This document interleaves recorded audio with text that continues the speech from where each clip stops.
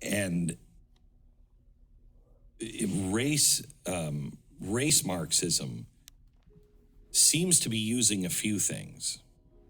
I'm not sure which one is using the other. Mm-hmm. I thought for a long time it was Marxism that was running this and all these crazy Marxists.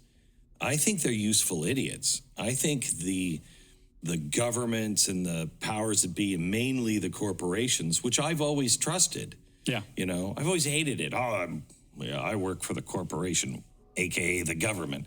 Those dystopian movies, I've never believed that. Yeah. There's no doubt about it now. I know. So how is this? I mean, they're using, I guess, the Marxism to destroy capitalism, but then at some point, everybody's going to realize, oh my gosh, they've made themselves the lord and the lady of the manor, and we're the serfs. And so is that guy from Antifa, if he's still around. Yeah. So is the Marxist professor. They're all in the digital gulag together.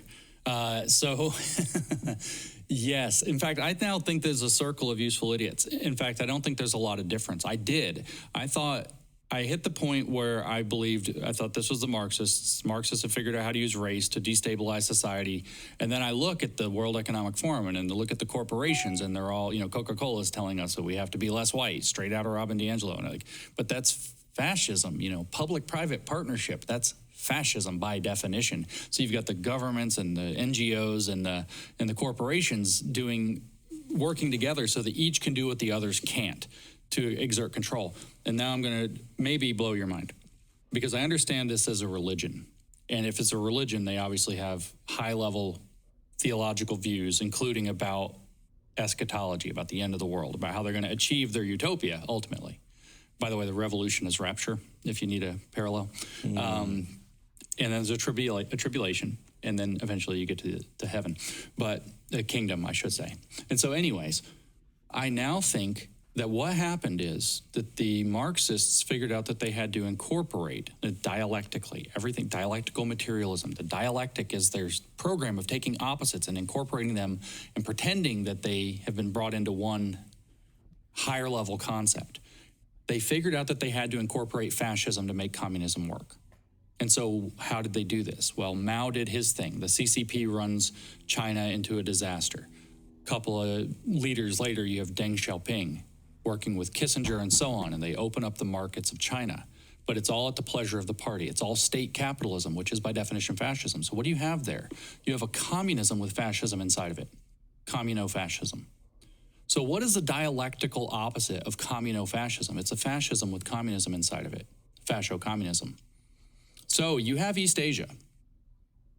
We just don't have Oceania to always be at war with East Asia yet. So if you make China into this behemoth, a communism with fascism running inside of it, so that it solves the production problem of Soviet disaster of communism, because it has now an open market that's running state capitalism, but still very wealth-generating market. Mm-hmm. And then you can create the opposite of that in the West. If you can create a fascist oligarchy that decides to, sure, the people in the top are going to be the lords and ladies of the new aristocracy, and we are all going to be the serfs, mined for our data and our pod while we enjoy our mealworms and crickets. But it'll be equitable. So if you take that fascist structure and stick a communism inside of it, and then those are the two world powers. Not exactly enemies, but frenemies. Mm-hmm. A communism with fascism inside next to a fascism with communism inside. And you let those things run next to each other. The natural process of the dialectic will eventually fuse all of it. And what you'll end up with is the kingdom. You'll end up with communism that works this time. And I think that that's the program. And so they are definitely using the race Marxists, because the Marxists are extraordinarily destabilizing. But the people who are funding this, the people who are dumping millions upon millions of dollars, billions of dollars into critical race theory to drag it out of the university where it should have just kind of languished because it's stupid. It got funded out of the university. That's how. It didn't spontaneously get out of the university. Bags and bags and bags of cash got dumped into fueling these movements, especially around the Occupy Wall Street time. Good heavens. To protect the banks. And so the fascist with the communist inside was born. And that's the objective. And because this is their magic, it's their faith. They believe that if you put those two opposites next to each other, and they're the only two opposites, that eventually the dialectical process will average it all out, but raise it up to a higher level. The Marxist word for that is sublate. The German word is Aufheben, which is the word that Hegel and Marx use over and over. Aufheben, you're going to raise up to a higher level. And we're going to end up with this perfectly kind of world hegemonic one government that is fascistic in ways, communist in other ways, but everybody's going to be equitable, except there's going to be the top tier, of course, because only the what do you call them now, stakeholders? The word changes every few years. Yeah. You know, only the enlightened are going to be the ones who are going to administer it all and make sure that it stays on the track. The creative class, I think, is another term for these people. Of course, Marx thought that you come to see yourself as a creator through the process of socializing yourself into Marxism. And so the creative class. And so this is what I actually think is going on. So it's almost like a circle of both fascists and communists using each other. And in the end, one of them has to win. Well, I mean, they're the same. They're the same thing. The goal actually will be that there is no longer any need for corporate ownership. There's no longer any need for government. It's going to be a stateless, classless society that's perfectly equitable, except, of course, the stakeholders who are going to make sure that it all stays running smoothly. And so it's not that either one will win. I think that they're going to average out. Wow. All right. So let's switch to the Great Reset. That's how we get there. Yeah. The Great Reset. Yeah. Talk about Klaus Schwab a bit. Oh, man, I was hoping I didn't have to talk. He's awful. He's straight out of Central Casting, as you can tell. Oh, my God. I mean, you put him in a brown shirt and you got him. Yeah. He looks like a Bond villain. He talks like a Bond villain. He acts like a Bond villain. But since the 70s, he's had this vision, he claims, 71 or something is when he started what became the World Economic Forum. He's had this vision of a new form of capitalism, a sustainable form of capitalism, a circular economy that, you know, if you think about that for a minute, you realize that's probably not going to work out. And we're going to now have all these partnerships between government entities and corporate entities. So everybody's now working hand in hand instead of competing with one another. Which is fascism. Which is fascism. And then it doesn't seem like anyone on the left knows what fascism is. Well, fascism, according to the Communist Dictionary, is not being a communist. That's literally what they think of fascism. If we go to the neo-Marxists, not to get too weird, but in the 60s, the neo-Marxists are where Schwab got a lot of his ideas. And so if we look at, say, Marcuse in the 60s, what you have with Marxism kind of before that is this belief that, you know, history is grinding toward the kingdom, toward the utopia, toward communism. It's going to unfold. The dialectical materialism is going to get us there. We just don't know how or how fast. So there's a heaven in the Marxist religion, but there's no hell. Marcuse comes along and says, in repressive tolerance, the whole of the post-fascist era is an era of clear and present danger. Capitalism is still going to devolve, but it can go it doesn't just go to the utopia, to communism. It has two possible trajectories. It could either go to communism or it could go to fascism. So therefore, everything that's not moving it toward communism is moving it toward fascism. If you read The Dialectic of Enlightenment, Horkheimer and Adorno from 47, same theme. The liberal system itself tends toward fascism, but there's an off-ramp into communism. And so now there's a heaven and a hell in their theology. And so when you look at it in that regard, you see that they think that everything that goes with their goals is good, and everything that doesn't is fascism. So even literal fascism is not fascism, but truckers showing up in Ottawa to say, give us our freedom back, is fascism. So their logic, so communists share your vocabulary, but they don't share your dictionary. Their words all contain agendas. Their words all mean something different. Fascism, even racism, what it just means is that you aren't going along with their program. That's right. In practice, all it means. And all the rest is because they call us fascists for saying we should have freedom of speech. You know, Joe Rogan should not be taken off the air. Let it be heard. Well, that's what Marcuse said. He said that if we would have withdrawn democratic tolerance from Hitler, we would have avoided Auschwitz and a world war. That's an exact quote from Repressive Tolerance from 65. He then goes on and says, because we live in a permanent state of clear and present danger for fascism, the whole of the post-fascist era, he says, then we must, he says, withdraw tolerance from movements from the right. Not just, he says, at the level of action and deed, but also at the level of the word. He says that the idea can't even be allowed to enter the mind of the right-wing person. He says, now, to be sure, this is censorship, even pre-censorship. So they want to take away your cognitive liberty. You can think whatever you want as long as you think what they say is okay. You can say whatever you want if you can only think the approved things. So we're going to prevent the dangerous idea from ever even entering the mind. The dangerous idea being anything not their program, because everything else goes to fascism, like the Nazis. That's what they think. And so he says, but it's justified because we live in this clear and present danger situation. Everything that they will brand as right-wing must be censored, pre-censored. It's not even that you shouldn't be allowed to say it. You shouldn't be allowed to hear it.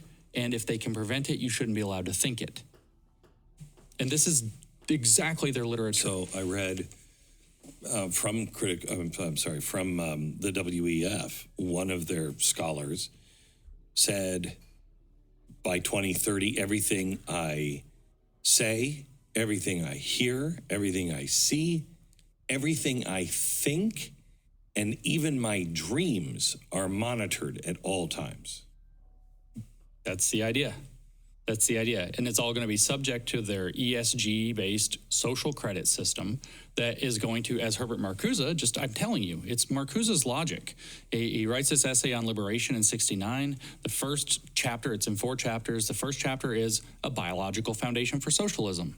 And how are we supposed to get this? How are you supposed to get a biological foundation for socialism? He says we have to bring the new morality and introject it into people until they don't know how to live without it. And so you condition everything that they can possibly consume, everything they read, everything that they see. It's every advertisement they get. It's all determined by these algorithms. It's constantly trying to condition you in a particular way. Even your dreams, if they have like the things and whatever, the devices they want to hook up, the thing they want to implant in your head with a Neuralink, you hook your brain straight to the internet. And constantly, the objective becomes to introject the new world morality through social credit, that you aren't able to participate in society unless you are going along with their program. That's why I used the phrase digital gulag earlier. We're not going to gulags unless we're really screw-ups. We're going to be in digital gulags. We're going to be under house arrest and forced to use our phone all the time if there's still phones, or hooked to the Neuralink or metaverse or whatever it is that they require constantly to, what was the Gulag? The Gulag wasn't a concentration camp. It was a re-education camp. The goal to be constantly to re-educate, to introject the new morality until people don't know how to live without it. And then you'll have a new man who's biologically suited for socialism. And ESG is the name of the social credit system that they cooked up for corporations so they can do it in a multi-step program to get it from corporations eventually to individuals. What's more dangerous, CRT or the Great Reset, or are they hand in hand? Well, I mean, the S, social justice, whichever one you want to have it, is fueled for the present by CRT.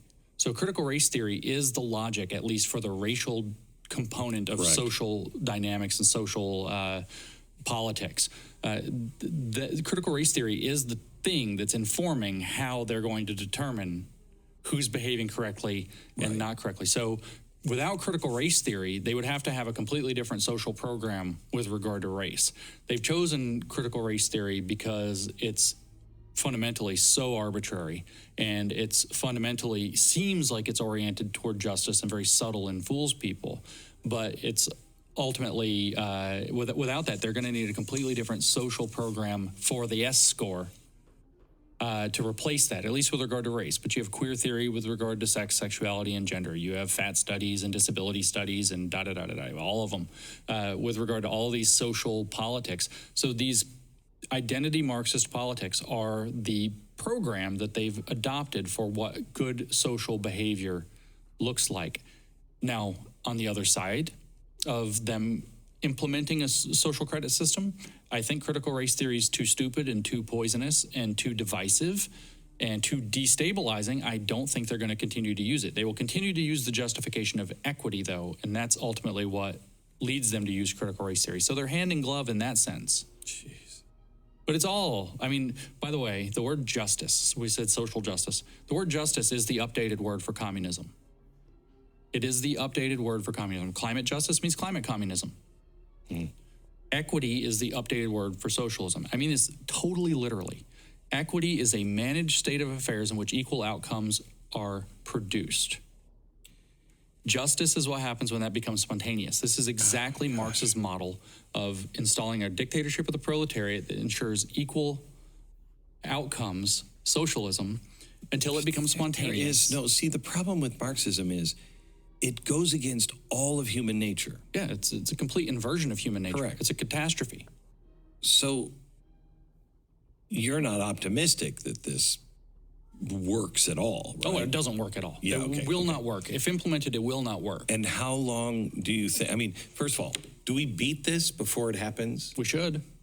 It would be far easier because the power of a social credit system is immense. It's not impossible, I think, to throw one off until you start getting the, head implants, at which point are your thoughts even your own? How do you know? It's not impossible to throw it off, but it's way easier before they have that tool of social control than it is after they have that tool of social control. So how do you stop it? Well, right now, there's not much of an individual social credit system, which means ultimately the individuals who run corporations can still make decisions. And that I bring up corporations specifically because corporations are where the ESG is actually applied. We have a corporate social credit system. The way that it works is it gains you access to asset management, investment money, blah, blah, blah. That's not set in stone. There are other ways that can be done, but it takes people with courage to stand up and say, this is not the road that we need to be going down. This is not actually best practices, and we don't need to be governed by technocratic stakeholders who are going to decide what the correct corporate policy is for us, from Davos or wherever. And so throwing it off there is a starting place. Now, are we going to find people with courage? Probably not. They probably signed things that make the courage hard to find. But that's where people who have access, say, perhaps senators or something like this, start asking the kinds of questions that need to be asked. What did you know about this, and when did you know it? Did you go into a huge mortgage with people knowing that financial instruments and ownership are going to be destroyed in 5 years? I think they do. I mean, because that's fraud. And what was it? Edward Dowd, he worked for BlackRock, right? He's recently did a podcast, I think, with Steve Bannon. Mm-hmm. And so he's coming out and just saying a lot of these kinds of things. Correct. And he's, of course, saying that this is a terrible thing to do. We don't want to go this way. And ultimately, he said also, though, that fraud or corruption is the legal leveler. All of the stuff that has legal authority behind it loses it if it's shown to have been done in fraud. And so getting that exposure can break everything. What did what did the lenders know? Car manufacturers, did they know that we're going to go to self-driving autonomous electric vehicles, but they sold you a car on a 5-year lease anyway? Did they know that? If they did, they entered into a fraudulent contract with you. You were not given the information that you should have been given. Of course, we're going to see all kinds of fraud is going to bust out around these pharmaceutical companies. But the big ones right now are going to be, of course, the major industries and the finance sector overwhelmingly. And perhaps, I don't know what levels of fraud and collusion you have in big tech, but they're colluding straight with the government. I have a theory on this, that, the reason why we're talking about basic minimum income is not about communism or Marxism. It's because tech knows what's coming. The fourth industrial revolution is happening right now, yes. And 2030 it will be turned inside out. People won't know what to do. How do I retrain? 40% of the jobs are going to be gone. We'll have a loss of meaning, everything else. And when that kind of stuff happens, there's people look for somebody to blame, and it will be tech that they blame because they'll see tech taking their jobs. Yes. Right now, the politicians and the banks know we have screwed this up so badly that they're going to come for us. Yep. So they go to tech and say, protect us now. We'll work with you. And you protect us now, and you silence that stuff, because after they're done with us, they'll come for you. Yep. So let's just lock it all in place. No, I think that this is correct as well. I think this is why they've pulled the trigger kind of as clumsily as they have. Actually, it's so kind of glaring. This could have been done much more smoothly and much more secretively. Maybe Trump disrupted that for them and caused them to. I think that's why Trump was the corporations. They all said absolutely they worked to get him out. Absolutely. I think they knew this is our plan, and he won't do it. See, this I completely agree with you, though. They have screwed up the financial system. It's probably going to collapse. Do you know? Did you hear the news from the Federal Reserve? It came out last week. No one is talking about it. Oh no. The Federal Reserve has a 2-year moratorium where they can't be FOIA'd. Uh-oh. So in 2012, after 2008 to 2010, after they finished TARP and all that stuff, they came out in 2010 and said, we just put on our own papers $5 trillion, and we gave the banks $5 trillion. Well, I, for one, was like, did any of that money go overseas? Where did you do that? Who got that money? So somebody, an economic group, filed a FOIA in 2012. Well, they took it all the way to the Supreme Court, and the Supreme Court, the Fed was arguing for national security. This can't be released for at least 10 years. Well, we're at 2022. It's just been released. Oh, wow. They lied to us. Oh, what a shock. Yeah, I know. $2.5 trillion went to Citibank alone. That's, in effect, nationalizing Citibank. Yeah. They printed and put on their books not $5 trillion, they put $30 trillion, and it went all over the world. And I believe they're still doing it, and that's what all this inflation is coming.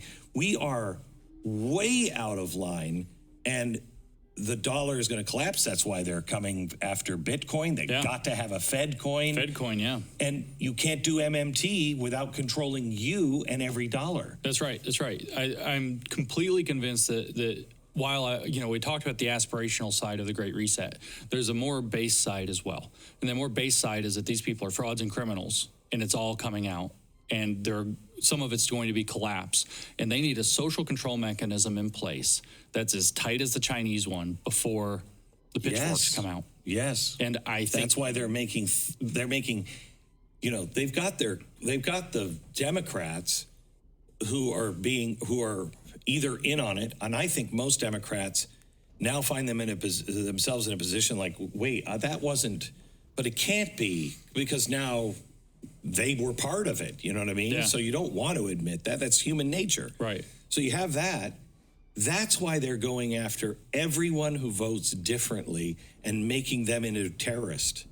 That's why if you don't take the vaccine, that's why we should consider cutting you off from medicine, let you die, maybe put you in a camp. That's why. Yeah. Yeah. They know. I have this really bizarre belief, not to get too theoretical out of that. I don't believe that we ever actually had a marketplace of ideas. I don't think it actually arrived. I think we ended up getting an aristocracy of ideas through these expert class, whether it's big government, whether it's, universities. Began in the progressive era. Yeah, I think that we've had an aristocracy of ideas. And what happened is that the internet has unleashed the flame of the Enlightenment a second time. Right. And I'm telling you, these people are frauds and they're criminals and they're jokes, and it's coming for them. They are going to lose all of their power. They're going to be exposed for crimes the likes of which we've never seen in human history. You are 100% right. This, I believe, is the biggest crime in all of human history. It's like 5 of the biggest crimes in human history mixed into one. Yeah. And when it all hits, if they don't have us all in cages, they're in trouble. They're in a lot of trouble. And if they do have us all in cages, we're in a lot of trouble, because I saw this, I don't know if you saw this clip from the World Economic Forum, one of the elite said, we did this study, and the good news is the elites trust the other elites more than ever before. Yeah. But the others don't trust us anywhere on earth. Yeah. You better have a rock solid prison everywhere. Yeah. Because there will be a revolution. Yeah, that's exactly correct. That I put that video on my own Twitter, even, and just I guess I don't have a little account anymore, but it's getting there. But it had something like way over 1 million, maybe over 2 million views on just from my account alone. So people have seen this. People know that it resonated. Why? Because the elites think that they're better than everybody, and everybody realizes that now, and we don't like them. We don't trust them at all. I think I put your book in the same category as mine, as a Rosetta Stone. Once it clicks, it's, red pill, whatever you want to call it, you're like, oh my gosh. And everything makes sense. It all makes sense. Everybody's walking around like they're taking crazy pills. Yep. I actually think this book is going to be the last necessary word on critical race theory. It's not an interesting subject. As somebody who's read like virtually all of the major works in it, it's not a very interesting subject. And once people understand that it's actually just Marxism and its point is to destroy society, and this book makes it very clear, it's so clear if you would just read the goals of BLM. I know. Right? I know. Just read the goals. Well, I'm not for all that. You're marching with them. You're marching with them. You're funding them. You're empowering them. Yeah. The corruption alone is sickening. Yeah. But their goals end the family. That's right. End the family. And that's a Marxist goal from forever. I mean, Marx himself railed on the idea of the family as a means by which the capitalism is reproduced. And you're seeing it with the education, Department of Education and all of the teachers. Yep. You don't have the skill to raise your child. What do you mean you want to know what we're teaching? Yeah. I mean, end the family. End the family and replace it with the government and the institution that they run, they control. They program your children to be that new man with the new introjected morals. It's incredibly scary that it's got to this point and that people haven't sounded the alarm and people haven't stood up. And also, I mean, the problem we face now is that people still don't name names. You can't just say they. Eventually, we name Klaus Schwab now. Klaus he gets Schwab, talked about. George Soros, Joe Biden, John Kerry. Yeah, but nobody talks about, for example, Gerald and Ronnie Chan. You've heard of the Harvard T.H. Chan School of Public Health, right? Which published, by the way, thanks to my trolling, a argument that 2 + 2 can equal 5 sometimes during a pandemic where people thought they might be overcounting. T.H. Chan School of Public Health, there is an expose in the Harvard Crimson written by a young person there at Harvard pointing out that the entire entity was funded on a single $500 million donation from Ronnie Chan and his brother, I think, or cousin something, Gerald. And it's named after the patriarch of that family. Well, these guys are movers and shakers and olives. Nobody talks about James Riotti and the Lippo Group. Nobody talks about these people. These people are dumping rivers of money into it. I just saw today, literally in the dressing room before I came out here with you, that the Chans, Gerald and Ronnie Chan, just bought another school of public health at UMass. $125 million more. Why are they buying our public schools of public health during a pandemic? The question always comes back to, why would they? They're making so much money. Why would they do anything that would hurt the system that they're rich in? Well, I mean, different beliefs for different people. But ultimately, if we go back to what at least the Great Reset is or represents, is to create a new economy that's perfectly stable and sustainable. It won't have boom and bust cycles anymore. Everything will be controlled. We were promised that smooth. in 1913 with the Federal Reserve. It's a complete crackpot. It's a complete fabrication. It's not going to work. But it doesn't prevent the people who are pushing it from at least pretending that it'll work. Maybe I said they were true believers earlier. I think some of them are, or at least very hopeful. Mm-hmm. Well, they also know they know there's nothing. I mean, they're out of bullets. That's right. They also know it's their only hope. Yeah. I said the other day that because if you looked into the Great Reset and what they're planning on the farming and the food distribution, and I mean, Yeah. are you kidding me? It's- I mean, you're going to redesign everything from the soil to the plate on the table. Yeah. All of it's going to be redesigned, and you have confidence that you're smart enough to figure all that out? Right. In a few years. Oh my gosh, yeah. Like Yeah. by 2030. While reorganizing fundamentally what it means to be human. Right. At the same time, while forcing people to live in smart cities and very high population and density. put up with brownouts and everything else that is coming our way. Yeah. Because we can only use green energy, Right. which doesn't work. Right. I mean, it might someday, but you don't just unplug everything else. Where is this magic, outlet that just got free power and plenty of it for? It's just crazy. It's Anyway, totally crazy. It's crazy. I said that we will see in my lifetime, if this goes through, a global Holodomor. Yep. You agree? Yeah, totally. Absolutely. The starvation is going to be out of control. If you don't know what a Holodomor is, you need to look it up. But it happened in the Ukraine under the Soviets, and they killed, 9 million people? 9 million, yeah. In less than a year or a year. Yeah. And then Walter Duranty, well, first, Gareth Jones exposes this, writing for something in the UK.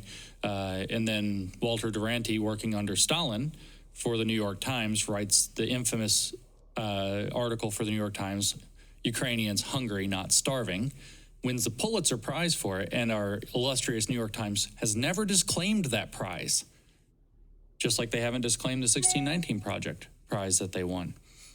9 million 9 people. million people. Just for Ukraine. Yeah. Just Ukraine. And nobody knows about it. Nobody talks about it. It's part of you said, how has nobody noticed this? We hear from the, say, critical race theorists all the time that we have whitewashed education, right? Yeah, we have. We don't. We have redwashed education. Oh, very good. The communists have organized education. We know more. I mean, I had to read, not complaining, so many of the books about the Nazi regime. We learned all about fascism and Nazism and National Socialism. But nobody even knows the Black Book of Communism. Nobody. Never heard about. All I knew is that communism is some kind of an economic system that we didn't learn much about. Yep. Coming out of high school. Even, well, I mean, granted, I majored in STEM, so different, but I didn't study it in college either. I learned nothing about Holodomor. I learned nothing about Trofim Lysenko. I learned nothing about any of the antics that Mao pulled that killed millions, where he got rid of all the birds, for example. Just completely redwashed education where they don't teach the horrors. I'm glad we learned the horrors of Nazism. I am too. We don't learn the horrors of communism, and we should. That I think a robust anti-communist education, Trump came out with his patriotic education. Okay, whatever. I understand that triggered the crap out of the left, and they went berserk because the word patriotic has been stained by their redwashing of our country. Patriotic education, fine, but what must it include above all else in all countries in the world is anti-communist education. People need to know what communism is, where it came from, what it believes, and what it has done, and why those things will happen every time it's tried. If we had an actual free market, I would suggest to you that this podcast would be in the millions within a week.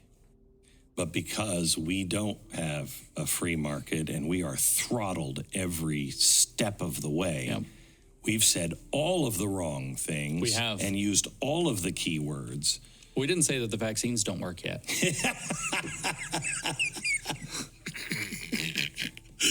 Well, now you have. I saw the data today, though, the lockdowns, university study, I forget, Johns Hopkins maybe, showed 0.2% reduction in mortality for all of those lockdowns. 0.2% is the upper estimate for how many lives lockdowns that crushed the world might have actually saved. 0.2%. Well, but it was the people with Bill Gates and the World Economic Forum and all of those players that gathered, that gave the plan, handed it to the president. We just war gamed this. Yeah. What it's truly frightening is last month, same people just war-gamed global economic collapse. Yeah. This is going to be triggered by a cyber attack. Yeah. How about that? Yeah. Yeah, they wargamed that one too. Yeah. Yeah. James, thank you for what you're doing. Thank you for